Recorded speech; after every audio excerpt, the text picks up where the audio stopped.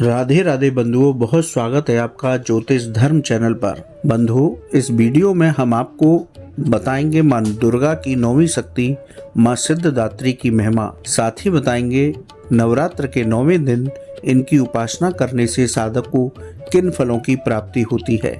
मां दुर्गा जी की 9वीं शक्ति का नाम सिद्धिदात्री है। यह सभी प्रकार की सिद्धियों को देने वाली है। मार्कंडेय पुराण के अनुसार अणिमा, महिमा, गरिमा, लघिमा, प्राप्ति, प्राकाम्य, ईशित्व और वशित्व, ये 8 सिद्धियां होती हैं। ब्रह्म वैवर्त पुराण में श्री कृष्ण जन्म खंड में यह संख्या 18 बताई गई है। मां सिद्धिदात्री भक्तों और साधकों को ये सभी सिद्धियां प्रदान करने में समर्थ हैं। देवी पुराण के अनुसार भगवान शिव ने इनकी कृपा से ही इन सिद्धियों को प्राप्त किया था। इनकी अनुकंपा से ही भगवान शिव का आधा शरीर देवी का हुआ था। इसी कारण वह लोक में अर्धनारीश्वर नाम से प्रसिद्ध हुए। मां सिद्धिदात्री 4 भुजाओं वाली हैं।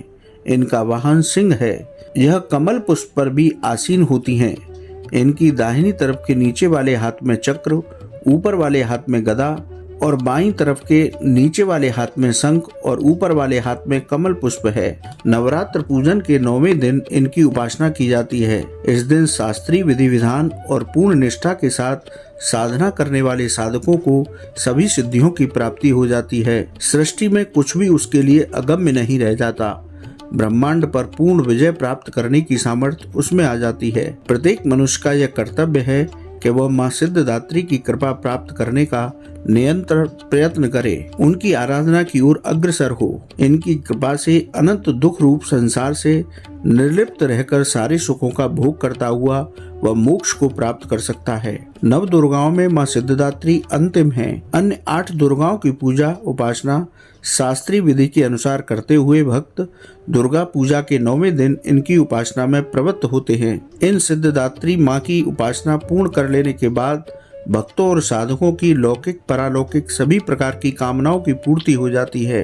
लेकिन सिद्धिदात्री मां के कृपा पात्र भक्त के भीतर कोई ऐसी कामना शेष बचती ही नहीं है जिसे वह पूर्ण करना चाहे। वह सभी सांसारिक इच्छाओं आवश्यकताओं से ऊपर उठकर मानसिक रूप से मां भगवती के दिव्य लोकों में विचरण करता हुआ उनके कृपा रस पीयूष का निरंतर पान करता हुआ विषय भोग शून्य हो जाता है। मां भगवती का परम सानिध्य ही उसका सर्वस्व हो जाता है। इस परम पद को पाने के बाद उसे अन्य किसी भी वस्तु की आवश्यकता नहीं रह जाती। मां के चरणों का यह सानिध्य प्राप्त करने के लिए हमें निरंतर नियम निष्ठा रखकर उनकी उपासना करनी चाहिए। मां भगवती का स्मरण, ध्यान, पूजन हमें इस संसार की असारता का बोध कराते हुए वास्तविक परम शांतिदायक अमृत की ओर ले जाने वाला है।